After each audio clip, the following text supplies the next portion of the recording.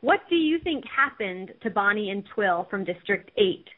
Katniss said they never reached District 13. Do you think they died in the woods because of starvation, or were they captured by the Capitol?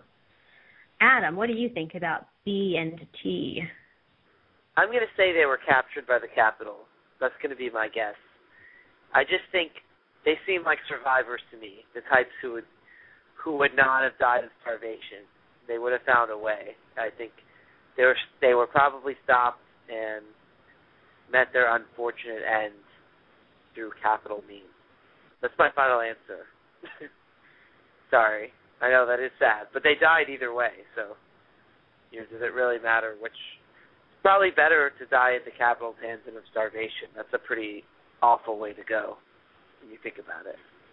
I think they could have possibly died from not necessarily starvation, but I don't know. There's they have their tracker catchers there, or any wandering mutations or wild animals. Was it winter when she saw them? Oh, it could be that. That could have easily been it. It was right before she had to climb the tree. I can't bear to think of them being captured. They got so far. That would be a horrible way. I always just assumed they died in the woods, but wouldn't it be an interesting twist if meeting Katniss actually made them get captured? Because she was being watched very carefully. We know that people knew she was in the woods. That's true. They did see the kiss with Gale.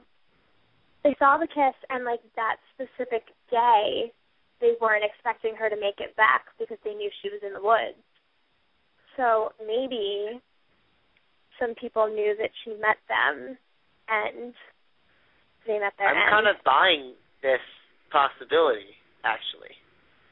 It destroys me to say it. It does make some sense. But, yeah.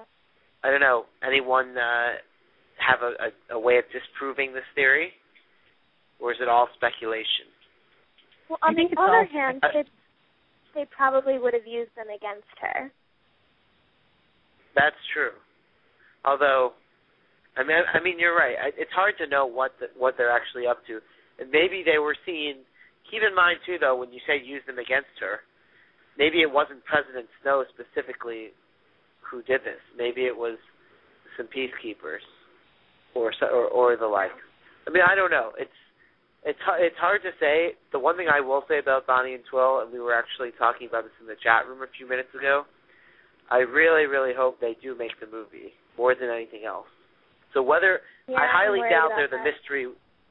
I highly doubt they're the mystery woman, being that there's two of them.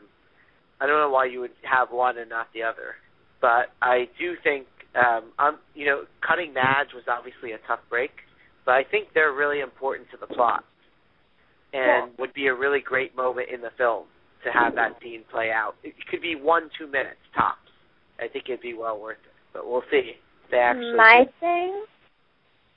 My thing is, so in the first movie, the rebellion already started in District 11.